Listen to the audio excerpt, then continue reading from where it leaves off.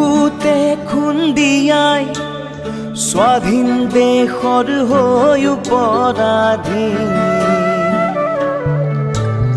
সেউজ পথাৰ খনি আজি মৰুভূমি ৰসাল মাটি আজি সুবাসীন জাতি নেৰু ভেটি নেৰু জীৱন দিম লুইত পাৰৰ ডেকা আমি অস্ত্ৰ ধৰিম লাচিতৰে তেজ আজিও আছে শিৰে শিৰে বৈ বুকু খনি মাথো চুপিছে আইৰ বাবে ঐ বুকু খনি মাথো চুপিছে আইৰ বাবে ঐ আইৰে বিননি বুকুতে খুন্দিয়াই স্বাধীন দেশৰ হৈ পৰাধীন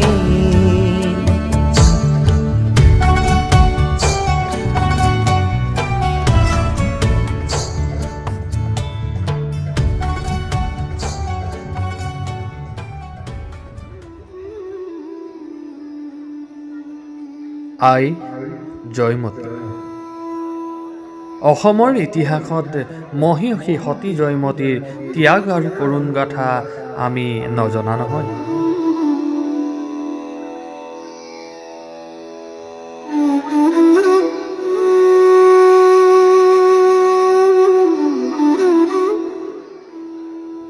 ছশ বছৰীয়া আহোম ৰাজত্বৰ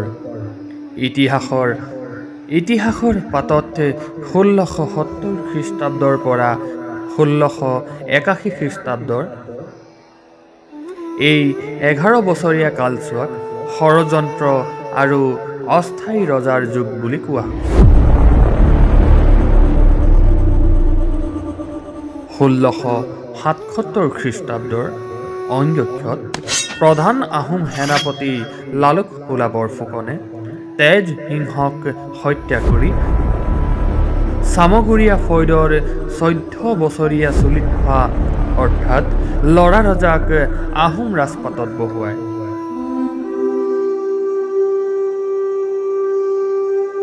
লৰা ৰজাক মাত্ৰ ৰজা পাতি লালুক খোলাই ৰাজ্যৰ সম্পূৰ্ণ ক্ষমতা নিজৰ হাতলৈ আনে।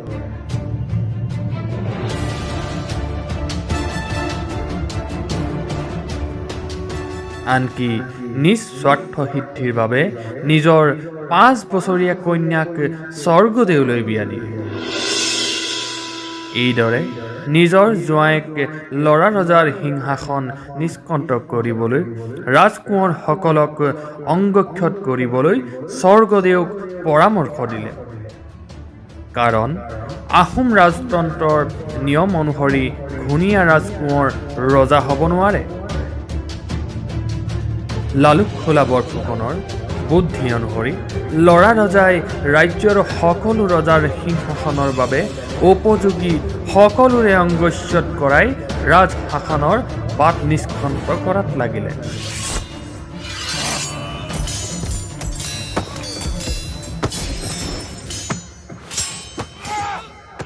ৰাজ্যখনত এক আতংকময় পৰিৱেশৰ সৃষ্টি হ'ল। সকলো ৰাজকোঁৱৰক অংগক্ষত কৰাৰ পাছত টংখুঙীয়া ফৈদৰ গোবৰ ৰজাৰ পুত্ৰ অতি বাহুবলী ৰাজ লক্ষণযুক্ত লাঙি গদাপানীক অংগক্ষত কৰিবলৈ নিৰ্দেশনা জাৰি কৰিলে।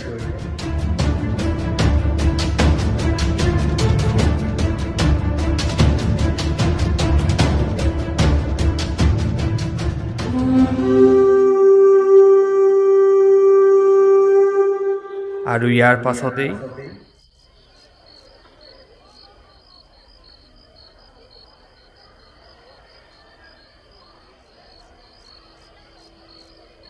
জয়া বঙহদেউ ৰজা আৰু বৰফুকনে মিলি দেশত যি অশান্তিৰ সৃষ্টি কৰিছে তাৰ পৰিণাম তুমি কি হ'ব বুলি ভাবা? মই ইমানেই বুজিছোঁ যে সেই অত্যাচাৰী শাসনৰ অন্ত হ'বলৈ আৰু বেছি দিন নাই। মহাভাৰতৰ কুৰুবংশৰ শাসনৰ দৰেই ল'ৰা ৰজা আৰু বৰফুকনৰ শাসনৰো অন্ত পৰিব। শেষত ধৰ্মৰে জয় হ'ব বংশদেউ। আৰু মোৰ কি হ'ব? ৰজা আৰু বৰফুকনে এতিয়া মোকেই শেষ লক্ষ্য হিচাপে লৈছে। মই হেনো ৰজাঘৰৰ এতিয়া প্ৰধান প্ৰতিদ্বন্দ্বী। ৰজাঘৰীয়ে ঠিকেই ভাবিছে। টুংখুঙীয়া ফৈদৰ এইজন কোঁৱৰেই ভৱিষ্যত আহোম ৰাজপদত বহিব পাৰে বুলি। ৰাজ্যখনৰ ৰজা হ'ব পৰাকৈ আপোনাৰ সকলোখিনি গুণেই আছে বংশদেউ। হ'ব জয়া, মই কিন্তু কথাবোৰ এনেদৰে ভবা নাই। মই তোমাৰ আৰু লাই লেচাৰ কথাহে কৈছোঁ। মোৰ যদি কিবা এটা হয়, বংশদেউ এনেহে নশুব কথা কেতিয়াও নক'ব। মই আপোনাক কাবও কৰিছোঁ। বংশদেউ, ঘৰখন চলাবলৈ দৰকাৰ হোৱা বুদ্ধিকণ মোৰ আছে। এনেহে নশুব সময়ত ৰাজ্যখনেও যোগ্যজনৰ মুখলৈ চাই হাবিয়াস কৰি আছে। আৰু এইখিনি সময়ত আটাইতকৈ গুৰুত্বৰ কথাটো হ'ল আপুনি নিৰাপদে থকাটো। সেয়েহে বংশদেউ, দেশৰ কাৰণে, ৰাইজৰ মংগলৰ কাৰণে আপুনি কিছুদিনৰ বাবে নগা পাহাৰৰ ফালে গুচি যাওক। তাৰমানে জয়া, তুমি কি ক'ব খুজিছা? মই মানে তোমালোকক এৰি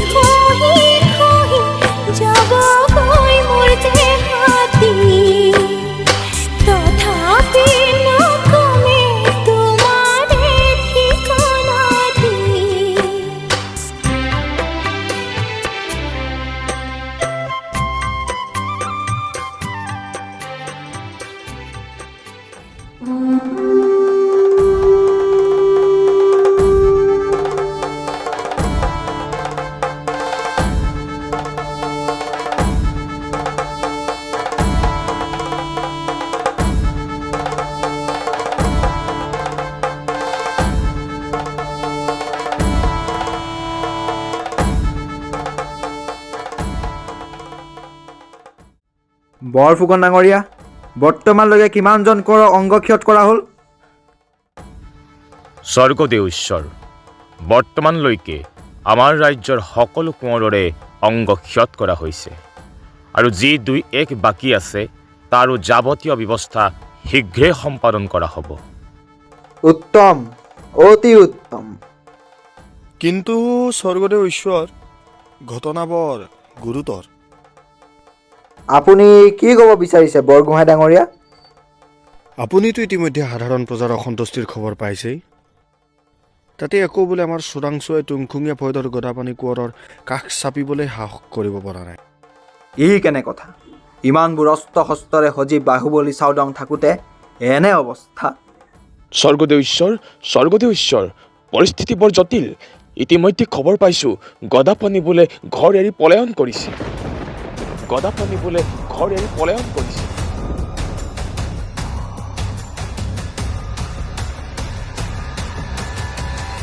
ই কেনেকৈ সম্ভৱ? নাই, এয়া হ'ব নোৱাৰে।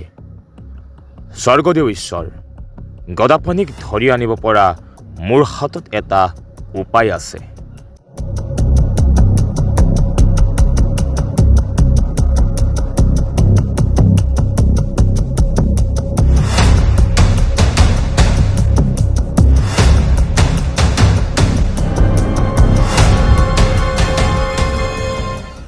চাওদাং বৰুৱা, আদেশ কৰক ডাঙৰীয়া। গদাপাণিৰ ভাৰ্যা জয়মতী কুঁৱৰীক শীঘ্ৰে ৰাজসভালৈ বন্দী কৰি লৈ আন। ৰাজ পৰিয়ালৰ এগৰাকী তিৰোতাক ৰাজসভালৈ এইদৰে বন্দী কৰি অনাৰ আদেশ আগতে কোনো স্বৰ্গদেৱে দিয়া নাছিল। শুনক বৰগোহাঁই ডাঙৰীয়া, যদি গদাপাণি এনেদৰে পলাই নগ'লহেঁতেন ময়ো এই জয়মতীক এনেদৰে বন্দী কৰি আনিবলৈ আদেশ নিদিলোহেঁতেন। স্বৰ্গদেউ ঈশ্বৰ, এইবোৰ কাম একেবাৰে ভাল হোৱা নাই। ইয়াৰ পৰিণাম এদিন সকলোৱে ভোগ কৰিব লাগিব।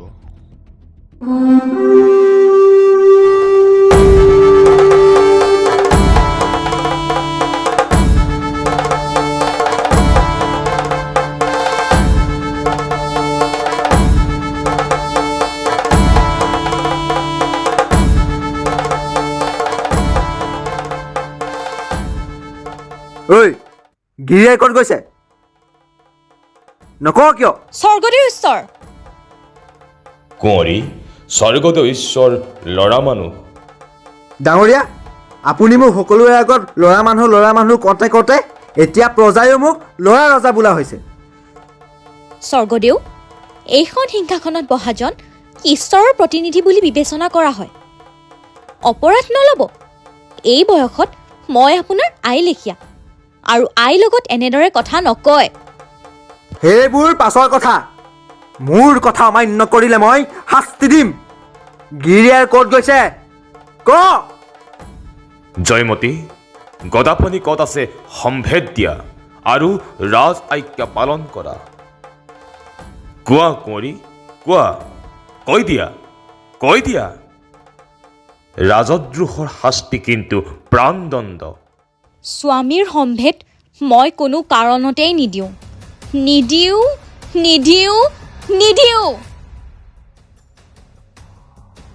চাওদাং বৰুৱা,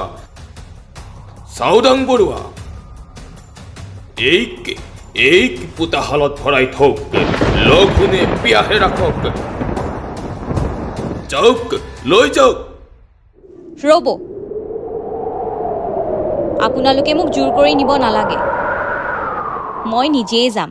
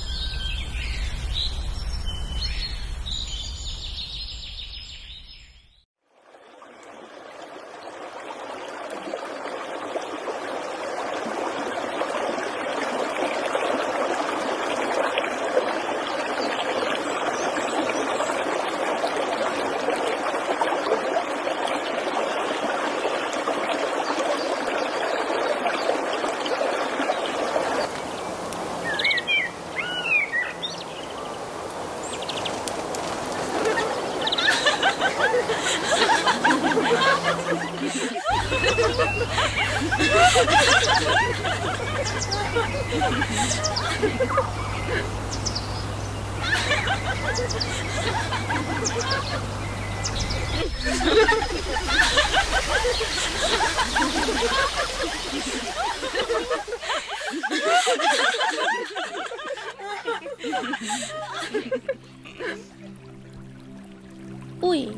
চাচোন চা উই তাত মানুহ একটা বহি আছে না অঁ হয়তো এই মানুহখনক আগতেচোন ক'তো দেখা নাই সেই মানুহটো না বেছি চিন্তাত থকা যেন লাগি আছে চলচোন চল আমি চাইকে তাইকে সুধি আহিব কি আছে হা চল চল চল চল চল চল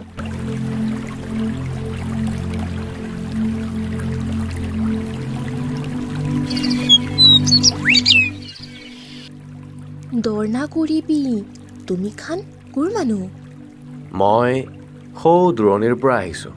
অ' আছামৰ পৰা আহিছ অঁ হয়, তাৰ পৰা ইয়ালৈ তই কেলৈ আহিছনো তাৰ ৰজাই মোক কাটিবলৈ বিচাৰি ফুৰিছে।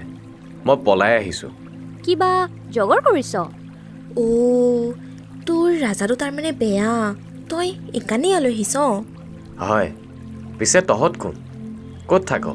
ওপৰত আমাৰ গাঁও আছে না তাতে আকৌ এইটো ডালিমিৰ আমাৰ গাঁৱৰ ছোৱালী আছে তাইখান বহুত সুন্দৰ আছে ঐ কিনা ঐ চৰম লগা কথা নকবি না ঐ মানুহটো তোৰ মুখখন বৰ উকাই আছে ভোক লাগিছে নেকি লাগিছে, 3 দিন একোৱেই খোৱা নাই। আই হাই বল আমাৰ লগত আমিখনৰ গ্ৰামত যাবি কাবি তাকিবি তহঁতৰ মানুহে যদি মোক খেদি দিয়ে? কি কৈছ ডালিমিৰ বাবাটো বহুত ভাল আছে তৈখানৰ বেয়া ৰজাটোৰ নিচিনা নহয় হে হয় নেকি? ব'লা তেন্তে। অঁ চল চল চল চল চল অঁ চল চল চল আমি খান তোৰ লগত থাকিলে তোৰ কোনো ডৰ নাই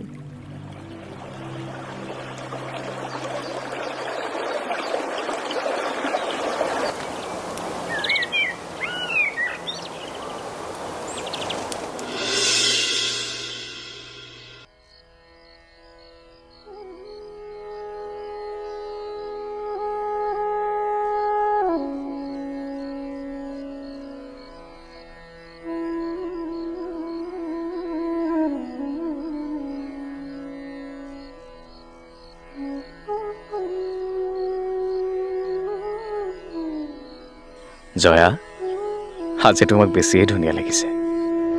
বঙহৰদেৱে বাৰু সঁচাকৈ কৈছেনে মিছাকৈ বাৰু কিয় ক'ম? বঙহৰদেউ আপুনি বাৰু কেতিয়াবা মোক এৰি যাবগৈ নেকি অ' মোৰ গোসাঁইনী, তোমাক যে মই আকাশৰ সমান ভাল পাওঁ, তোমাক এৰি যোৱাৰ কথা কল্পনাই কৰিব নোৱাৰো। আই আই চাওকচোন লেচাই ককাইদেৱে মোক মাৰিবলৈ লৈছে।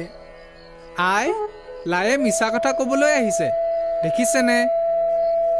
লেচাই বোপা লাই বোপা এনেকৈ কাজিয়া কৰি নাথাকে নহয় মিলা প্ৰীতিৰেহে থাকিব লাগে আমি কাজিয়া কৰি থাকিলে আপুনি আমাক বুজাবলৈ আছে নহয়। তোমালোকক বুজাবলৈ মই সদায় কাষত নাথাকিম নহয় বোপাহঁত আই আপুনি আমাক এৰি কলৈকো নাযাব। আপুনি এৰি গ'লে আমাৰ কি হ'ব?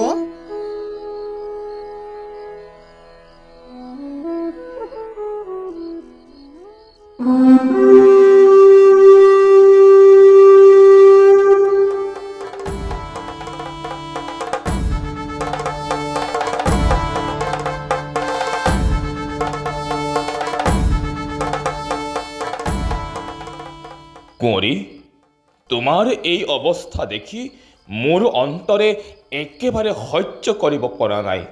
হাজাৰ হওক তোমাৰতো ৰাজকাৰ্যৰ লগত একো সম্পৰ্ক নাই। সেইবাবে ভালে ভালে তুমি কৈ দিয়া গদাপাণি ক'ত আছে, তেতিয়া তুমি শাস্তিৰ পৰা মুক্ত হ'বা।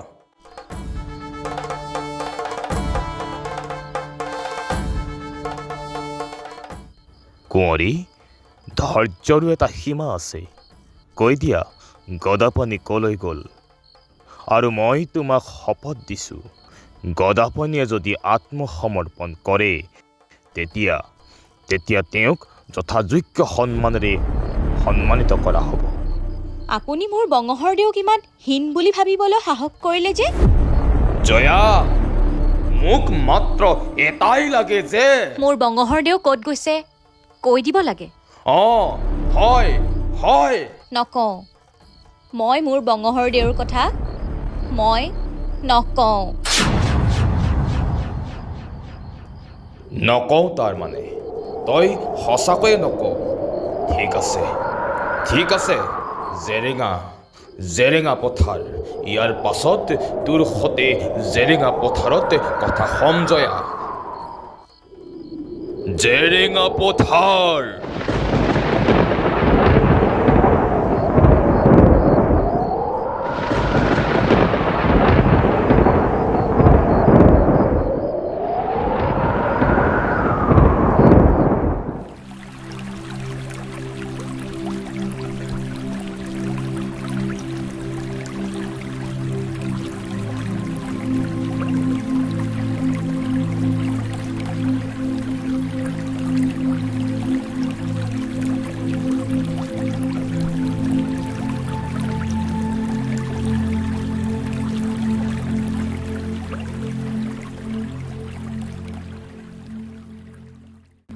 ঐ মানুহটো, মইনো তোক কি নামেৰে মাতিম? তই যি বুলিয়ে ভাল পাওঁ সেই বুলিয়ে মাতিবি আকৌ। মই তোক কি বুলি মাতিম? মই তোক কেঁচা সোণ বুলি মাতিম, হ'বনে? হ'ব দে।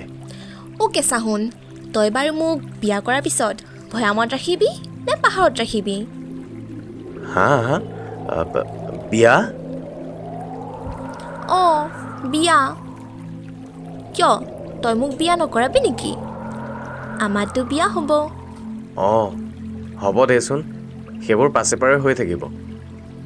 কেঁচা সোণ, তই বাৰু মোক সঁচাই ভাল পাওঁ না? তই কিন্তু মোক কেতিয়াও এৰি নাযাবি দেই। তই যদি মোক এৰি যাওঁ মই কিন্তু মৰি যাম। ধেই আকৰিজনী, কিনো কথাবোৰ কৈ থাক।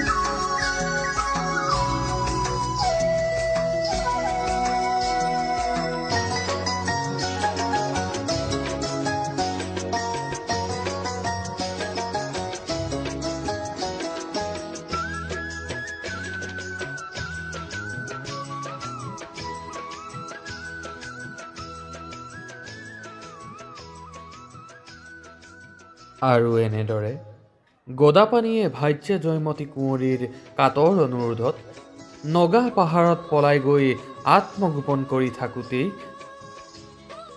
পাহাৰীয়া ছোৱালী ডালিমীৰ প্ৰেমত পৰিল।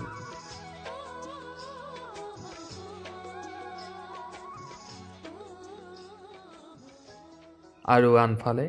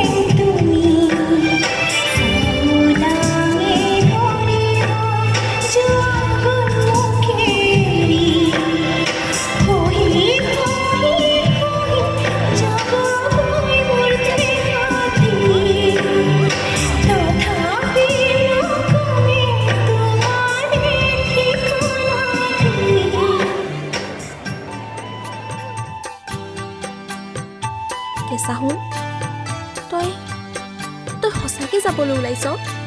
হয়, মই আজি নগ'লে নহ'ব, যাবই লাগিব। তহঁতৰ মানুহবোৰ বৰ ভাল অ'। মোক এইকেইটা দিন বৰ মৰমৰ ৰাখিলে। মই আকৌ আহিম নহয় তোৰ ওচৰলৈ। তই ভালকৈ থাকিবি দেই, তই ভালকৈ থাকিবি।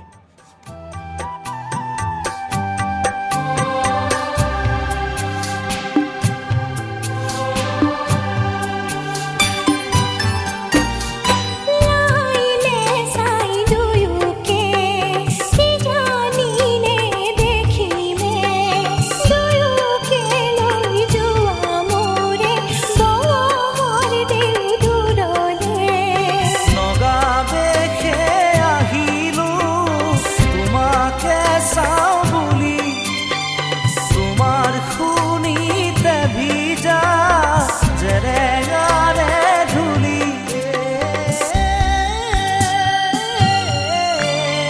কিদৰে থাকিমে গৈ তোমাকেনো এৰি, পৰাণে নকহা তোমাৰে নোহোৱা ৰূপ দেখি।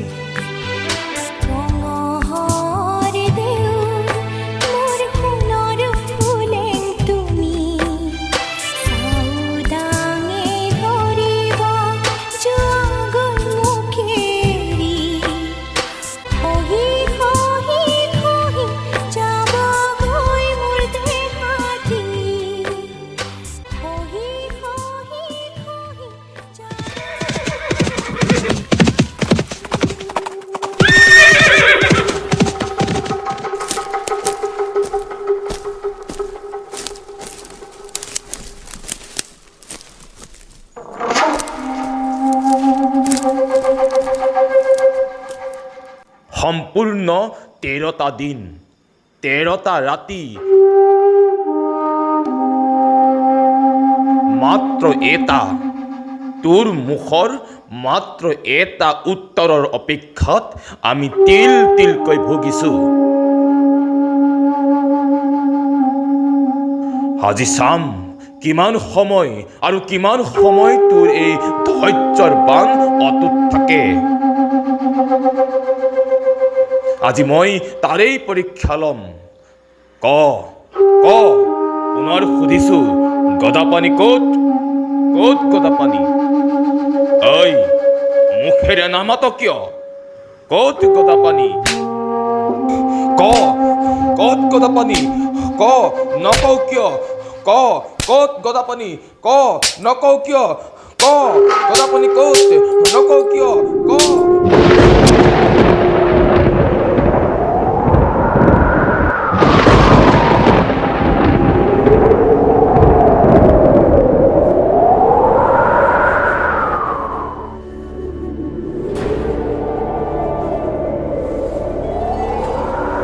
জেৰেঙাৰ পৰাই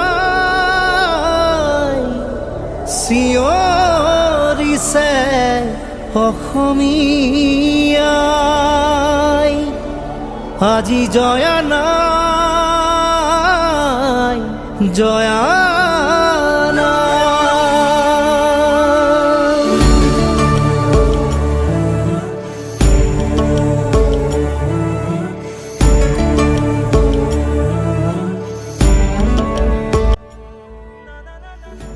পেলাই দে পিটনিত, পেলাই দে তাইকে, যাতে জীৱ জন্তু পোক পতংগই তাই নশ্বৰ দেহটো শেষ কৰি পেলায়।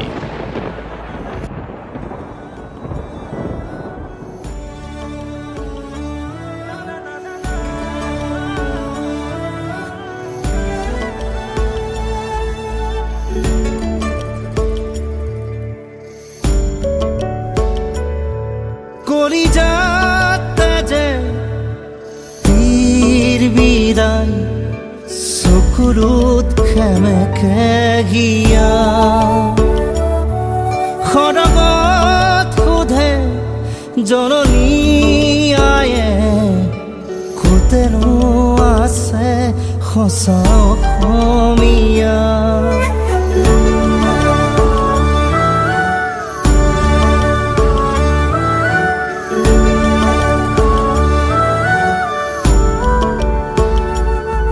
কলিজাতে চকুলোত সেমেকে ঘিয়া সৰগত সোধে অসমীয়ায়ে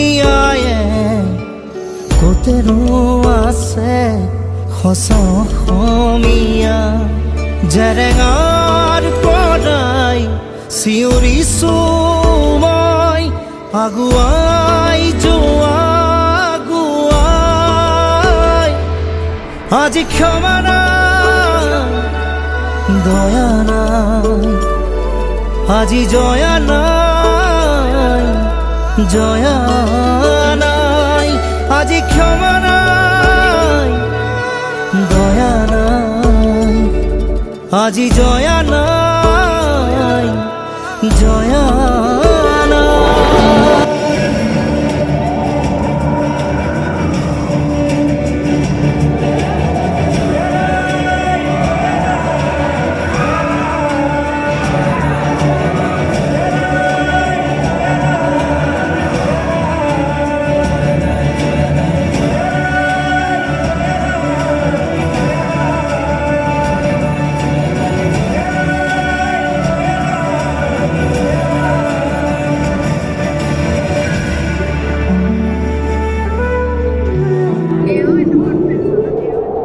হে কৰুণাময়, হে অন্তৰ্যামী পৰমেশ্বৰ,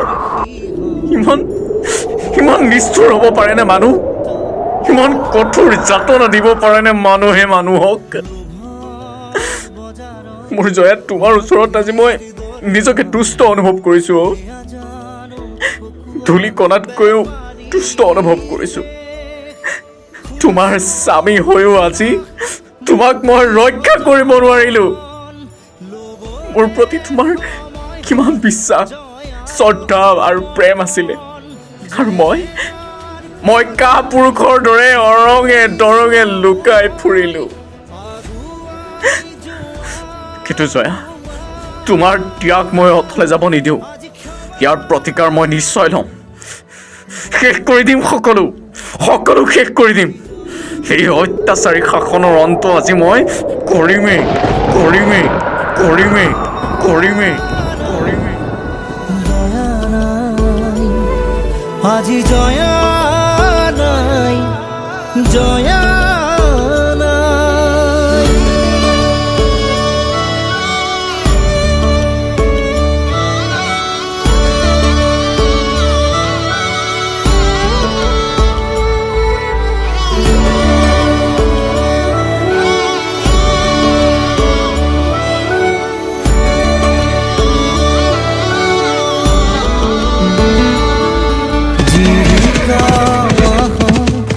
জোনৰ আই মাতৃৰ খেতা মুখনি শুকুৱা ৰ'দৰ তাপ অসমীয়াৰ চেঁচা হিয়াখনি আহাচোন আহা মোৰ প্ৰিয়জন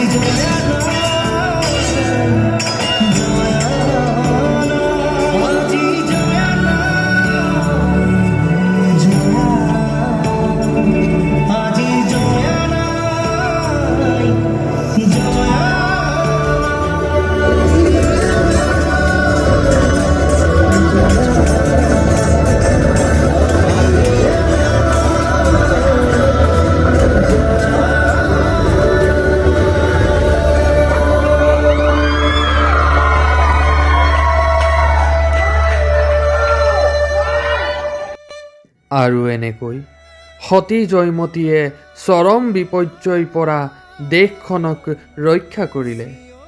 তেওঁৰ এই আত্মবলিদানে গদাপানীকো ৰক্ষা কৰিলে। সতী জয়মতী কুঁৱৰীৰ চৰম ত্যাগৰ মৰ্যাদা এগৰাকী অসমীয়া নাৰী হিচাপে ইতিহাসত উজ্জ্বল চানেকি হৈ সদায়ে জিলিকি ৰ'ব। জয়া নাই জয়া নাই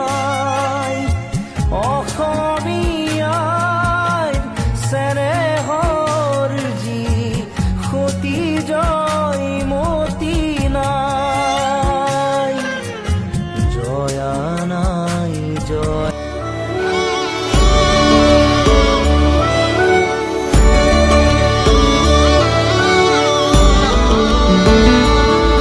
জিলিকা মাহা জোনৰ পোহৰ আই মাতৃৰ খেতামুখনি